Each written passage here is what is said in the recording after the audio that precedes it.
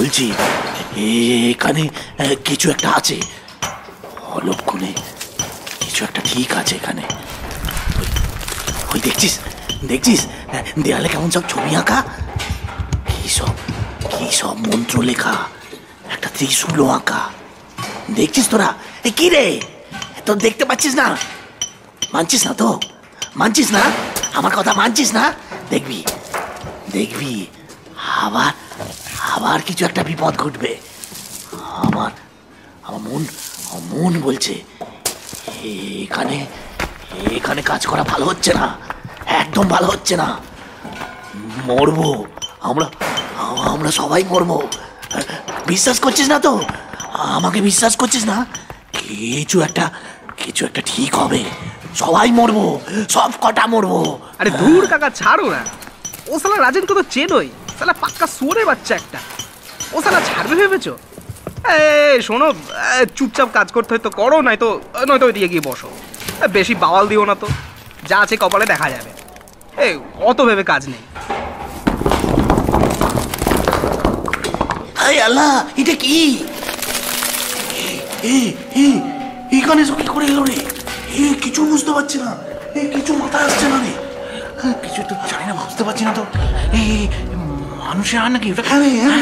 আমারও তাই মনে হচ্ছে, এটা পুরো সাদা বড়, তাই রে, ওটা মানুষের আর রে। হ্যাঁ রে, এই তো একটা আস্ত মানুষের কঙ্কাল।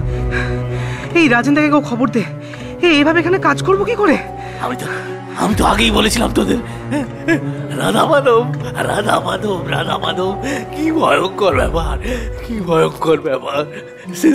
শেষে কিনা বুড়ো বয়সে ভূতে গার পটকে মারবে গো। ওরে বাবা, একই সর্বনাশ হলো গো, কেন যে এখানে কাজ করতে এলাম বাবা গো। আরে ধুর, চুপ করো না, কি হয়েছে ব্যাপারটা একবার দেখতে দাও তো।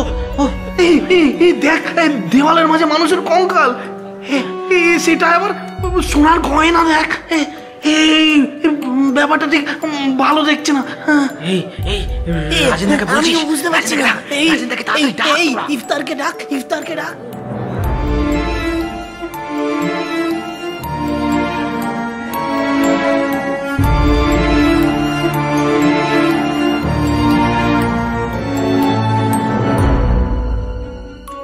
কেমন আছেন শ্রোতা বন্ধুরা? সকলকে জানাই শুভ বিজয়ার প্রীতি এবং শুভেচ্ছা। পুজোর পর আমরা আবার একটা নতুন গল্প নিয়ে আপনাদের সামনে হাজির হলাম। আজকের গল্পটি একটি বাড়ি ভাঙাকে কেন্দ্র করে গড়ে উঠেছে। উত্তর কলকাতার পুরনো একটা বাড়ি ভাঙার কাজ শুরু হয়েছিল এক জায়গায়। সেখানে ছিল তালা বন্ধ একটা ঘর, তার দেওয়ালে নানা রকম তন্ত্রমন্ত্র লেখা, লাল রং দিয়ে নানা রকম চিহ্ন আঁকা, মরচে ধরা তালায় জড়ানো শিকড় বাকড় আর অনেক সুতো। অনেকের অনিচ্ছা সত্ত্বেও মালিকের ইচ্ছাতেই একরকম জোর করে সেই ঘর ভাঙতে গিয়ে বেরিয়ে এলো দুটো আস্ত নর কঙ্কাল। কিন্তু কাদের কঙ্কাল? এরপরে শুরু হলো নানা রকম বীভৎস ঘটনা। কিন্তু কেন? কোনো অভিশপ্ত ইতিহাস কি আবার ফিরে এলো বর্তমানে? উত্তর মিলবে আজকের গল্পের শেষেই। তবে চলুন শুনে নিই শ্রীময়ী চক্রবর্তীর লেখা ভৌতিক রহস্য গল্প কনক। গল্প পাঠে এবং আবহতে আমি সুমন। অভিনয়ে বরষা, সৈকত, অভিজিৎ, বিপ্রদীপ এবং সৌম্যী। গল্পসজ্জা এবং বিশেষ সহযোগিতায় নীল। পোস্টার ডিজাইন করেছে শুভদীপ ব্যানার্জি। এডিট এবং মিক্সিং সন্দীপ। আমাদের স্টুডিও পার্টনার 25 FPS স্টুডিও। সামগ্রিক পরিচালনায় বরষা, এবং সুমন। সঙ্গে রয়েছে পার্টনার ইউটিউব চ্যানেলস এবং শুভদীপ কণ্ঠ ও রেন্টেলস। শুরু করছি আজকের গল্প কনক।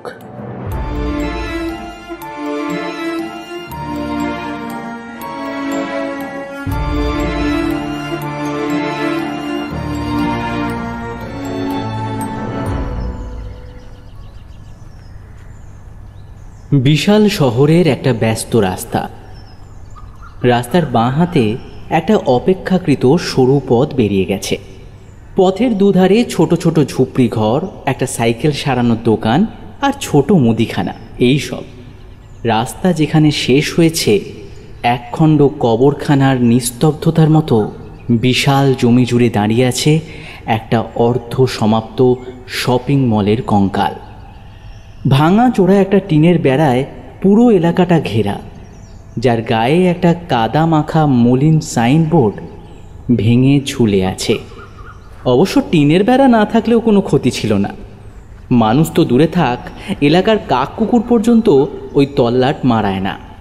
এলাকার লোকেরা গত 20 বছর ধরে ইট রডে শ্যাওলা ধরা দাঁত বের করা এই অর্ধ সমাপ্ত শপিং মলটা দেখতে দেখতে অভ্যস্ত হয়ে গেছে।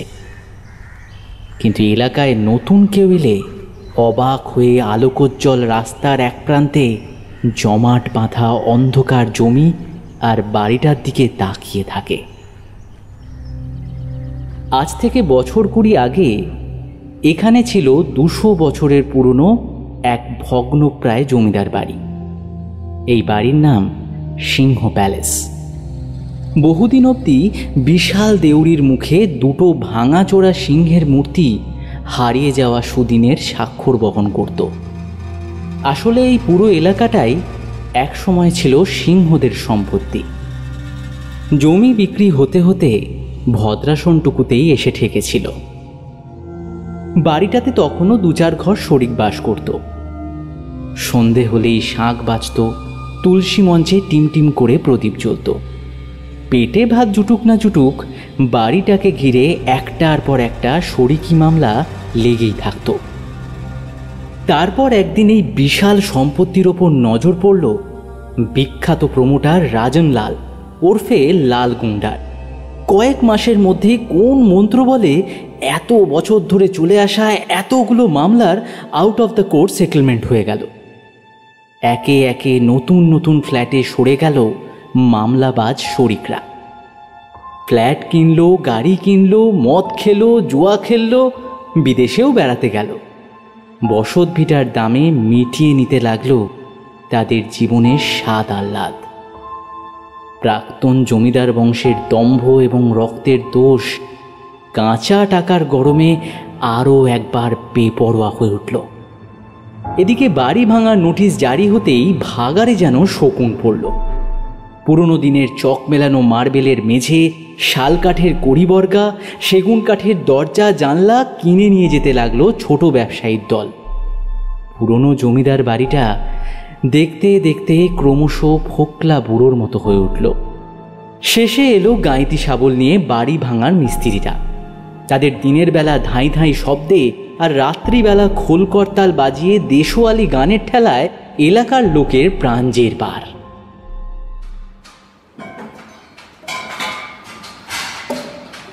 বাড়ি ভাঙা প্রায় শেষ। একদিক থেকে শপিং কমপ্লেক্স তৈরি শুরুও হয়ে গেছে। তখনই ঘটল ঘটনাটা। একটা অদ্ভুত বেঢপ ঘর ছিল বাড়িটার পেছন দিকে। দরজায় বড় বড় সিঁদুর ল্যাপা লোহার তালা মারা। বাইরের দেওয়ালে আলতা সিঁদুর হলুদ দিয়ে নানা রকম অদ্ভুত মঙ্গল চিহ্ন আঁকা। ঘরের মধ্যে একটা ভাঙা যজ্ঞকুণ্ড ছাড়া আর কিছুই নেই। এমনকি একটা জানলা বা ঘুলঘুলি পর্যন্ত নেই। বাড়ির শরিকরা পই পই করে বলে গেছিল এই ঘরে যেন শাবলের ঘা না লাগে। কিন্তু আর্কিটেক্ট আর ইন্টেরিয়ার ডিজাইনাররা বলল এই ঘর না ভাঙলে পুরো মলের শো খারাপ হয়ে যাবে। রাজনলালও অমঙ্গল টমঙ্গল এসব ফালতু কথায় বিশ্বাস করে না। তাই সেদিন সকাল সকাল মজদুররা বেঢপ ঘরটায় গাঁইতি চালালো। গাঁইতির আঘাতে পাথরের মতো শক্ত একটা ছোট্ট ইটের টুকরো এসে লাগলো স্বপন দাস বলে একটা মিস্ত্রির মাথায়। আর তারপর তো সবাই বেঁকে বসল। এরপর অনেক বুঝিয়ে সুঝিয়ে কিছু টাকা পয়সার লোভ দেখিয়ে মিস্ত্রিদের আবার কাজে বহাল করা গেল। তারপর আবার কাজ শুরু হলো। ঘরের দেওয়াল ভাঙতে ভাঙতে ওরা বুঝতে পারল দেওয়ালের ভেতরটা আসলে ফোঁপড়া। একসময় শাবলের আঘাতে বেশ খানিকটা চাঙড় ভেঙে পড়তেই ভেতরে কি যেন দেখে আঁতকে ছিটকে সরে এলো মজদুররা। ভাঙা গর্ত দিয়ে দেখা যাচ্ছে কালো হয়ে যাওয়া দুটো মানুষের কঙ্কাল, একটা লম্বা আর অন্যটা তুলনামূলকভাবে ছোটখাটো। ছোটখাটো কঙ্কালটার গলায় হাতে পুরনো ধাঁচের কিছু সোনার গয়না। নিচে পড়ে থাকা ভাঙা শাখার টুকরো দেখে বোঝা যায় নারী সীমন্তিনী ছিল। তৎক্ষণাৎ খবর গেল রাজন লালের কাছে। রাজন সাথে করে পুলিশ নিয়েই এলো। এই ধরনের পুরনো বাড়িতে গুম খুন হওয়া লাশ মেলা খুব একটা বিচিত্র কিছু নয়, শুধু নিয়ম মেনে কঙ্কালটা চালান দিতে হবে। পুলিশ যখন কঙ্কাল উদ্ধার করে থানায় পৌঁছলো তখন গয়নাগুলো ভাগাভাগি হয়ে পুলিশ আর রাজনের পকেটে ঢুকেছে। শুধু প্লটের কোণে যে নেড়ি কুকুরটা থাকতো, কঙ্কাল চালানের সময় ভর দুপুরে মুখ তুলে চিৎকার করে এক ছুটে সেই যে তল্লাট ছেড়ে পালালো, আর তাকে দেখা গেল না।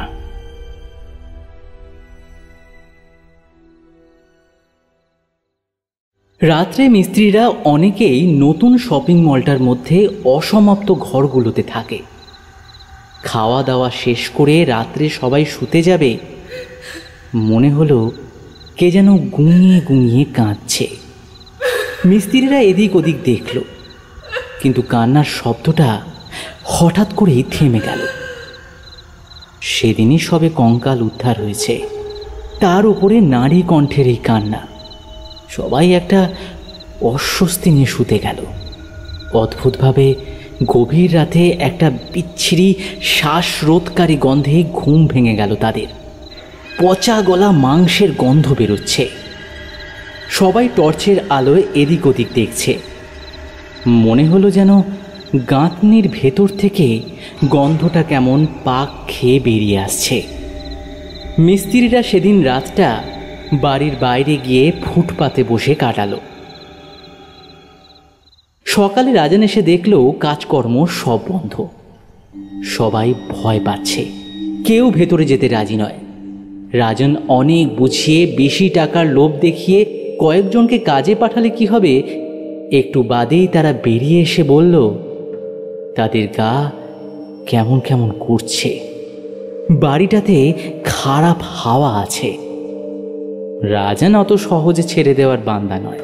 সে ঠিক করলো কয়েকটা মাসলম্যান আর পিস্তল নিয়ে সেই রাতের প্রজেক্টটাতে থাকবে।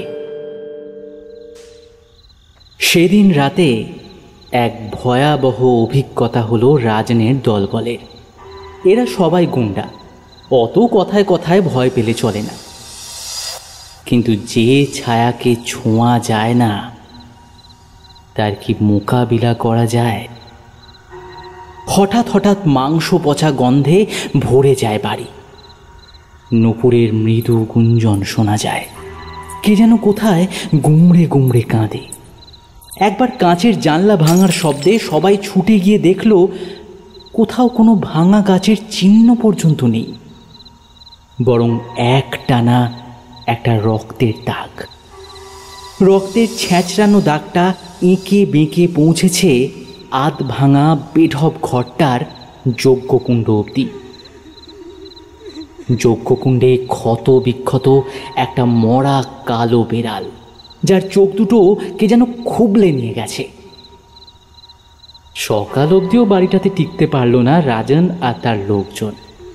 একসময় হুড়মুড় করে সবাই বেরিয়ে এলো বাড়িটা থেকে, কিন্তু সবাই কি বেরোতে পারল? সকালে দেখা গেল কাজের জন্য যে কুয়ো খোঁড়া হয়েছিল তাতে ভেসে উঠেছে রাজনের এক সঙ্গীর মৃতদেহ। রাজনের বাবা মুঙ্গিলাল এইসব শুনে টুনে বলল একটা তান্ত্রিক দিয়ে ক্রিয়াকরণ করালে এইসব উৎপাত ঠিক হয়ে যাবে। তারপর তান্ত্রিক এসে এক খাপলা মাটি তুলে গন্ধ শুঁকে বলল,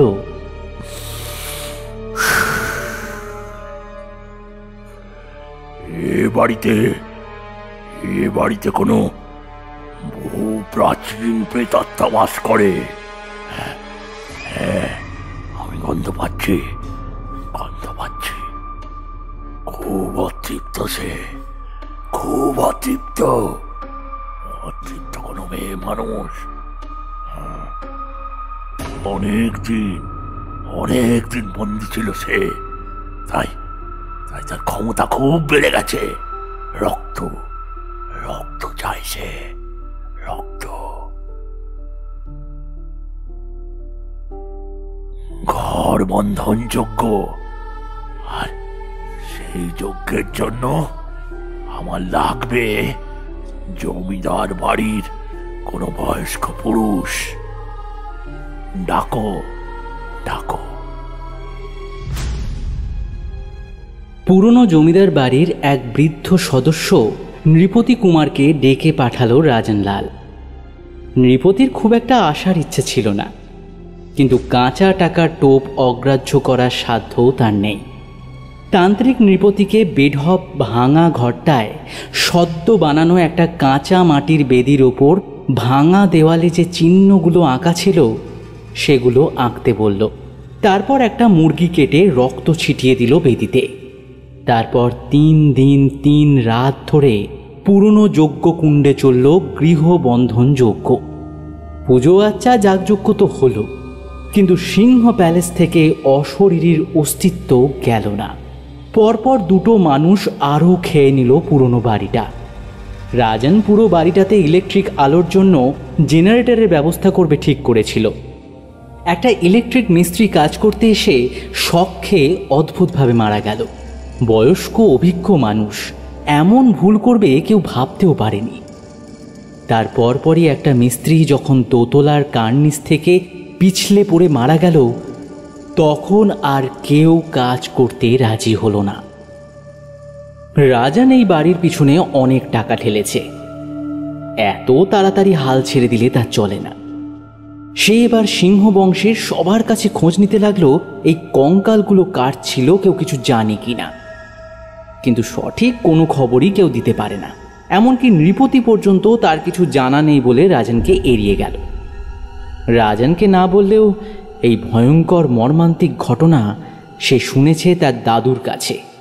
শুধু সেই নয়, তাদের বংশের সবাই মোটামুটি এই ঘটনাটার কথা জানে। এই গল্পটা বলতেও সে ভয় পায়, যদি কনকপ্রভার অভিশাপ তার স্ত্রী পুত্রের উপর এসে পড়ে। এই সিংহ প্যালেস প্রতিষ্ঠা করেন জমিদার শঙ্কর প্রসাদ সিংহ। শঙ্কর প্রসাদ ছিলেন এক অদ্ভুত চরিত্রের মানুষ। এই মুহূর্তে তিনি দয়ার অবতার, তো পর মুহূর্তেই নিষ্ঠুর জল্লাদ। সবটাই তার তাৎক্ষণিক মন মেজাজ। লোক, লস্কর, পাইক, নায়েব, গোমস্তা, লেঠেল, বারবাড়িতে 8 ডজন বাইজি, অন্তর্মহলে 2 স্ত্রী থাকা সত্ত্বেও শঙ্কর প্রসাদের সবই কেমন অর্থহীন বোধ হতো, কারণ তিনি ছিলেন নিঃসন্তান। শঙ্কর প্রসাদ 2 বার দ্বার পরিগ্রহ করেছেন, তার মধ্যে দ্বিতীয় স্ত্রী অকালে মারা গেছেন। জমিদার শঙ্কর প্রসাদ সিংহ, যাকে সবাই রাজা বাবু বলে ডাকে, সন্তানের জন্য হেন যাগযজ্ঞ নেই যা তিনি করেননি।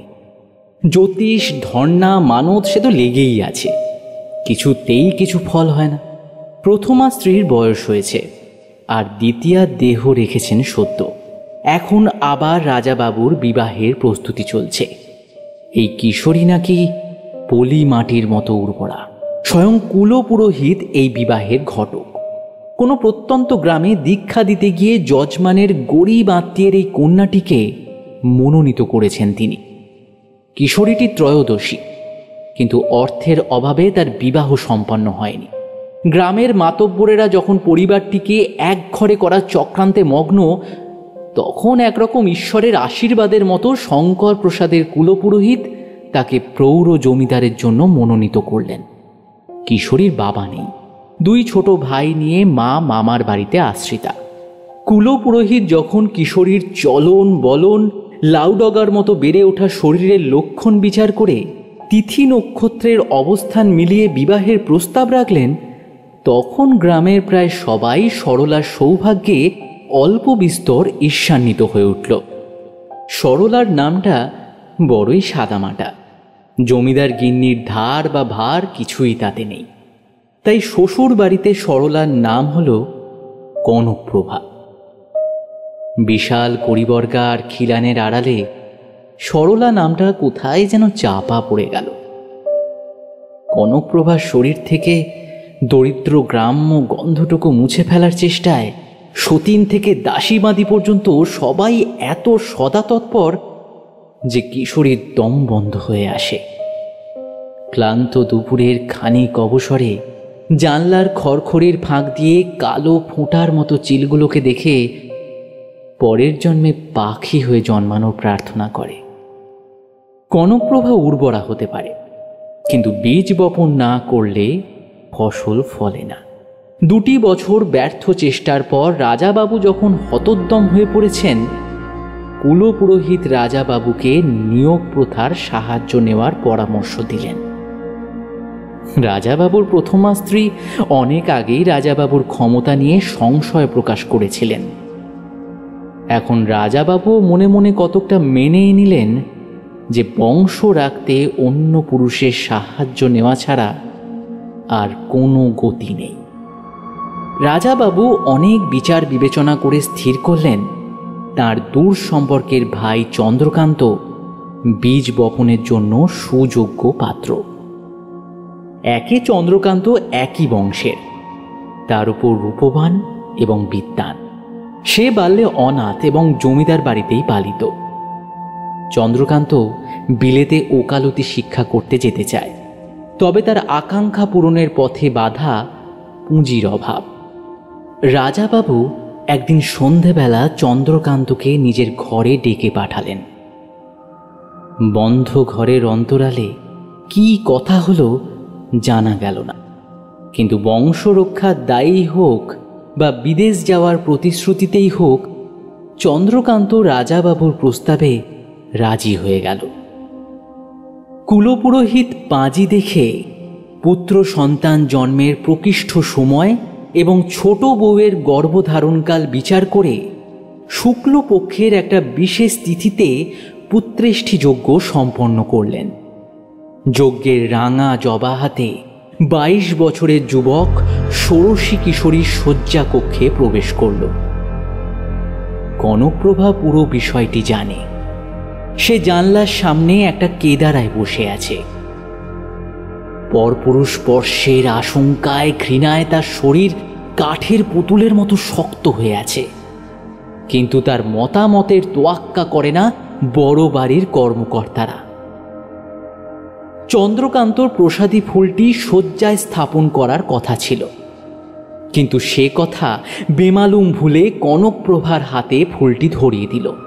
তারপর কি যেন ভেবে সে কেদারা থেকে একটু দূরে মাটিতে হাঁটু গেড়ে বসে পড়ল। রাত কেটে গেল একটি কথাও না বলে।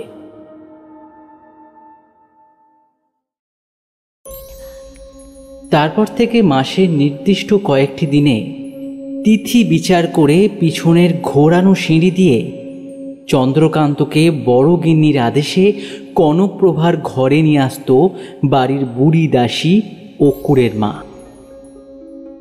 চন্দ্রকান্ত নারী বিষয়ে নেহাতি অনভিজ্ঞ। তার বাল্যে একবার বিয়ে হয়েছিল, কিন্তু বউ বছর না ঘুরতে সাপের কামড়ে মারা যায়। কনকপ্রভা 2-3 বছর স্বামী সহবাস করেছে।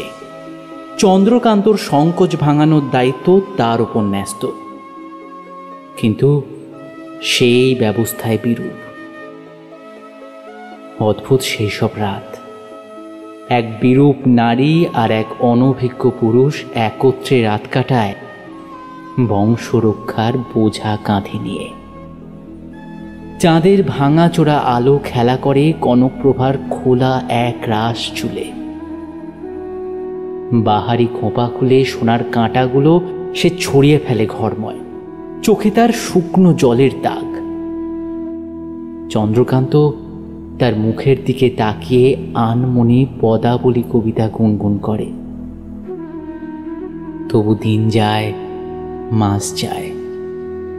কনকপ্রভা আজকাল জানলার ফাঁক দিয়ে আকাশ দেখতে দেখতে উঠোন পেরিয়ে বারমহলে যে ঘরে চন্দ্রকান্ত থাকে সেই দিকে আর চোখে দেখে নেয়।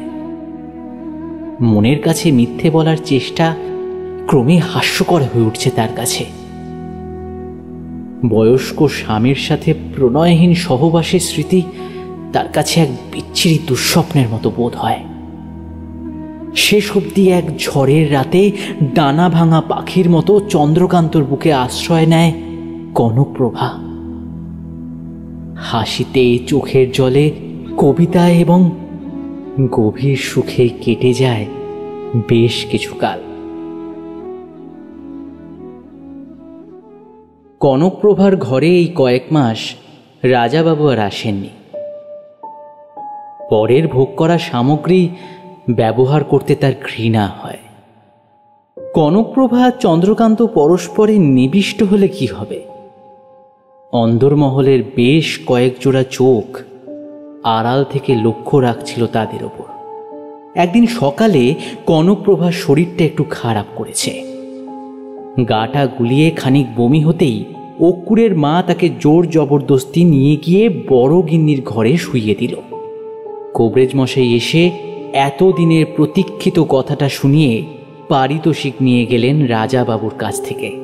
কনকপ্রভাকে সেদিন অতি সাবধানে বড় গিন্নির ঘরের লাগোয়া একটা ছোট ঘরে বিশ্রামে রাখা হলো। দুপুরবেলা কনকপ্রভা শুয়ে আকাশ পাতাল ভাবছিল। আর কি এরা তার কাছে কোনোদিন আসতে দেবে চন্দ্রকান্তকে? দূর থেকেও কি আর সে দেখতে পাবে তার চাঁদকে?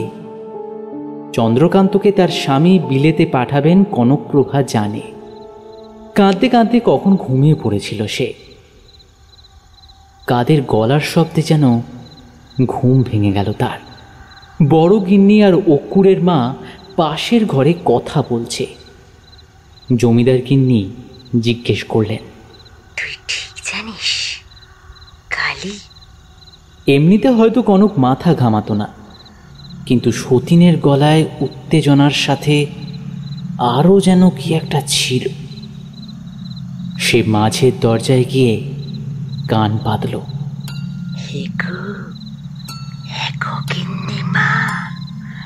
রাজা বাবু আজ অঙ্কুরকে পাঠতে দিলেন নিধি সর্দারকে খবর দিতে।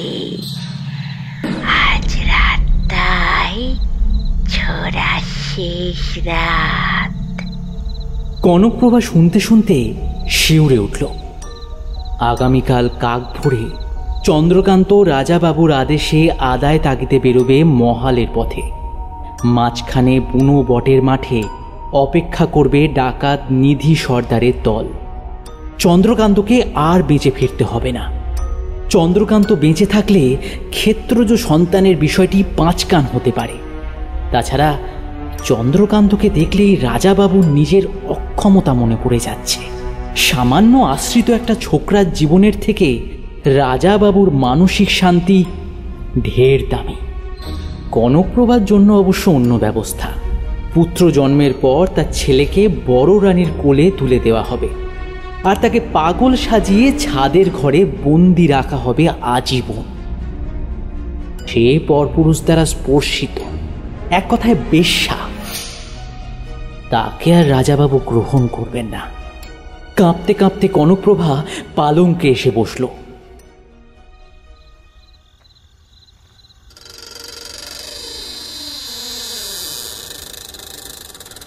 সেদিন গভীর রাতে দরজার সামনে শুয়ে থাকা অক্কুরের মাকে ডিঙিয়ে পিছনের ঘোরানো সিঁড়ি বেয়ে নিচে নেমে গেল কনকপ্রভা।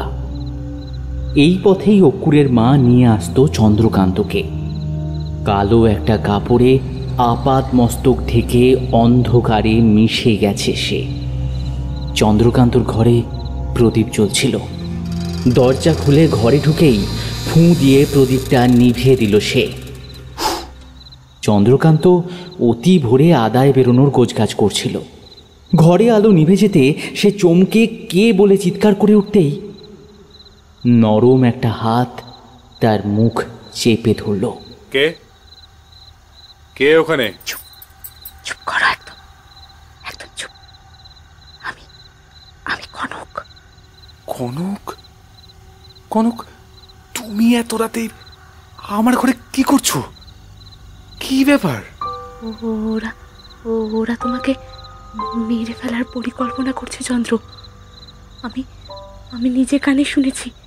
ওরা তোমাকে মেরে ফেলবে চন্দ্র। ওরা তোমাকে বাঁচতে দেবে না, ওরা তোমাকে। কি এইসব এইসব কি বলছো তুমি? হ্যাঁ, কে মারবে আমাকে? কে মারবে আমাকে? রাজাবাবুর চক্রান্ত সব। রাজাবাবু? রাজাবাবু আমাকে মারার চক্রান্ত? তুমি এখান থেকে পালাও চন্দ্র, এক্ষুনি পালিয়ে যাও। তুমি আর এখানে থেকো না চন্দ্র, এখানে থেকো না। পালিয়ে যাও চন্দ্র, পালিয়ে যাও। কিন্তু কনক, আমি তোমাকে এই অবস্থায় ফেলে রেখে কি করে যাব? না না না না না না না না না, আমি তোমাকে এই অবস্থায় ফেলে রেখে যেতে পারি না। আমি তোমাকে এই অবস্থায় ফেলে রেখে যাব না কনক। চুপ, একদম চুপ। না কনক, না না কনক, না। আমি একটাও কথা বলবে না, যাবো না। একটাও কথা বলবে না তুমি। তোমাকে আমার মাথার দিব্যি চন্দ্র। তুমি পালিয়ে যাও। লক্ষ্মীটি তুমি চলে যাও। আমার কিছু হবে না। আমি ঠিক সব সামলে নেব চন্দ্র, আমি ঠিক সব সামলে নেব। তুমি এক্ষুনি পালাও এখান থেকে, পালাও।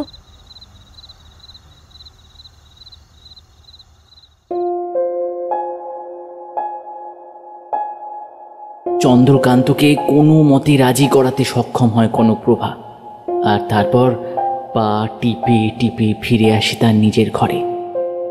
চিন্তায় সারাটা রাত সে দু চোখের পাতা এক করতে পারে না। দেখতে দেখতে কেটে যায় 9টা মাস। কনকের ঘরে আর একটি দিনের জন্য আসেনি রাজাবাবু। চন্দ্রকান্তর গৃহত্যাগের পেছনে কনককে সন্দেহ করলেও প্রমাণ নেই, তাই ঠেস দিয়ে কথা শুনিয়েই গায়ের ঝাল মেটান বড়গিন্নি। অবশেষে নির্দিষ্ট দিনে পুত্র সন্তানের জন্ম দেয় কনকপ্রভা। পূর্ব পরিকল্পনা অনুযায়ী সদ্যজাতকে কনকের কোল থেকে ছিঁড়ে নিয়ে যান বড়গিন্নি। দুধ খাওয়ানোর ধাই এদের অনেক আছে। কনকের মাথা খারাপ হয়ে গেছে রটিয়ে তাকে আটকে ফেলা হয় চিলে কোঠার ঘরে। কনকপ্রভা আজকাল যেন কাঁদতেও ভুলে গেছে। সে ফ্যালফ্যালে চোখে সামনের দেওয়ালের দিকে তাকিয়ে থাকে। শুধু নিচে থেকে কখনো শিশু গলার কান্না ভেসে এলে তার দু চোখ দিয়ে জলের ধারা গড়িয়ে পড়ে। কতগুলো ছেঁড়া খোড়া কাপড়কে গভীর স্নেহে বুকে জড়িয়ে ধরে চুমু খায় সে।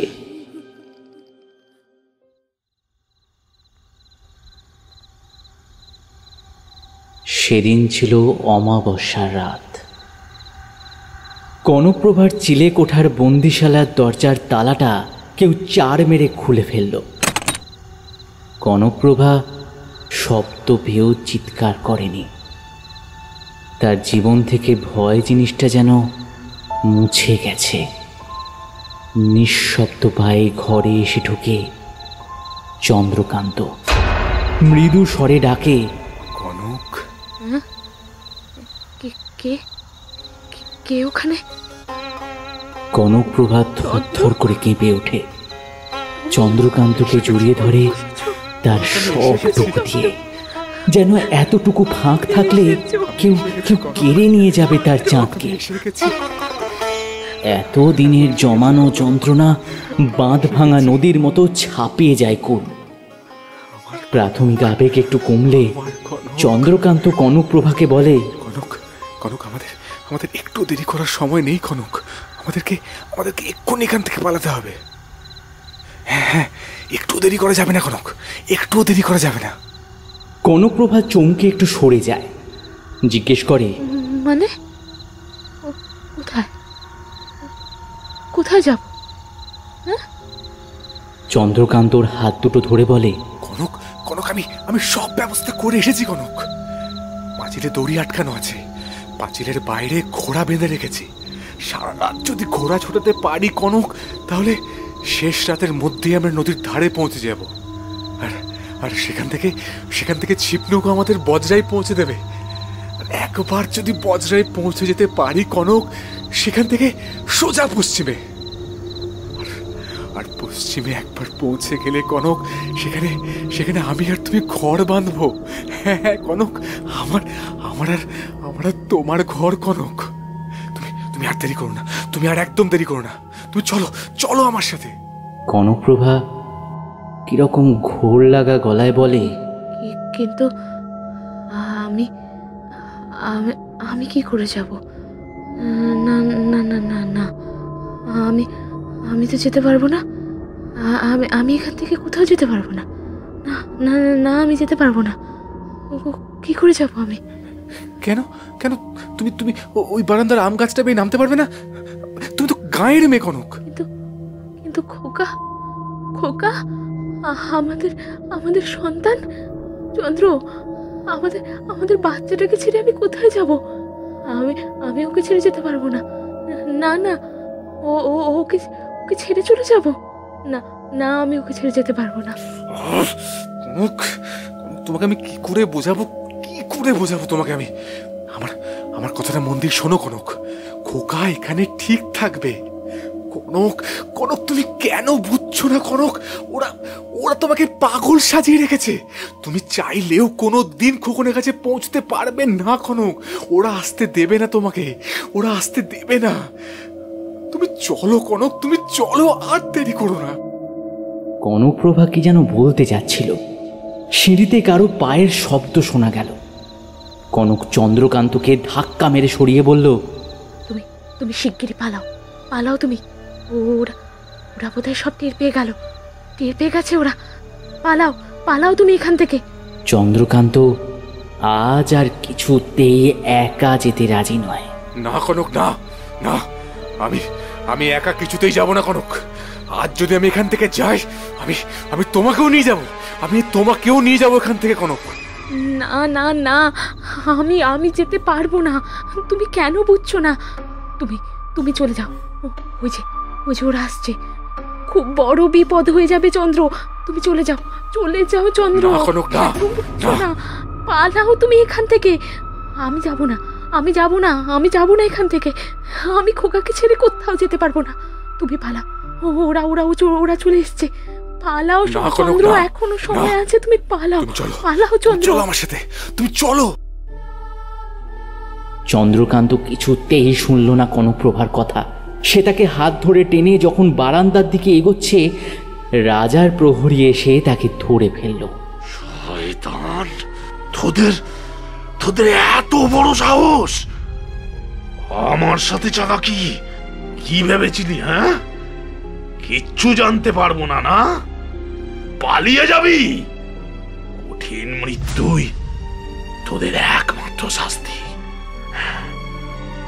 তোদের আমি জ্যান্ত কবর দেব।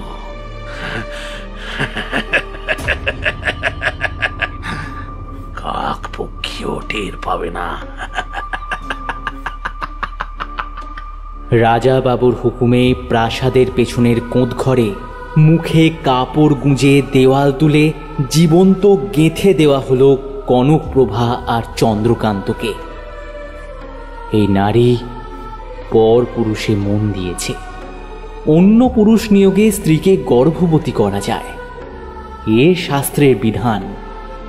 কিন্তু নারী পুরুষের মনে ভালোবাসা জন্মালে তা পাপ বই কি। জল্লাদ হয়ে উঠেছেন রাজা বাবু।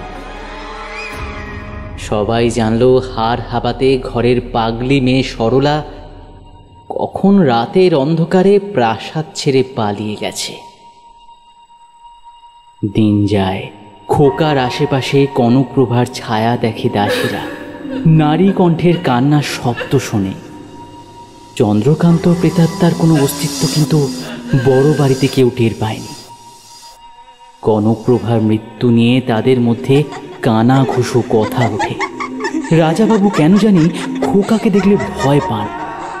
খোকার আশেপাশে কনকপ্রভার উপস্থিতি খুব বেশি করে টের পান তিনি।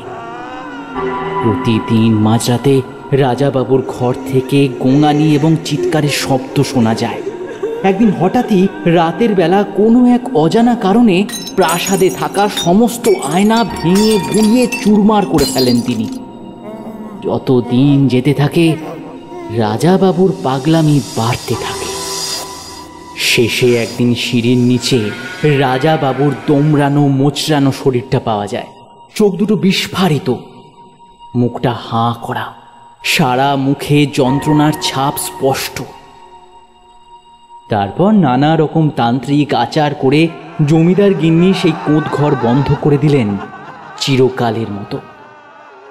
তারপর আর কেউ শুনতে পায়নি কনকপ্রভার কান্না। অশান্ত অতৃপ্ত কনক ঘুমিয়ে পড়ে মন্ত্রীর শক্তিতে। কনকপ্রভা চন্দ্রকান্তের সন্তান জমিদার সূর্যশেখর সিংহ বিদ্যা বুদ্ধিতে বংশের মুখ উজ্জ্বল করে। আজ আবার বহুকাল পরে তন্ত্রজাল ছিন্ন হতেই জেগে উঠেছে কনকপ্রভা। বড় ভালোবাসার আকাঙ্ক্ষা নিয়ে, জীবনের আকাঙ্ক্ষা নিয়ে যন্ত্রণা সহ্য করে মারা গেছে সে। ভাঙা বাড়ি জুড়ে আজও কনক ঘুরে বেড়ায়, খুঁজে ফেরে তার সন্তানকে। আজ প্রতিটা মানুষ তার শত্রু। সব মানুষের মুখেই বুঝি সে দেখতে পায় রাজাবাবুর অদৃশ্য ছায়া।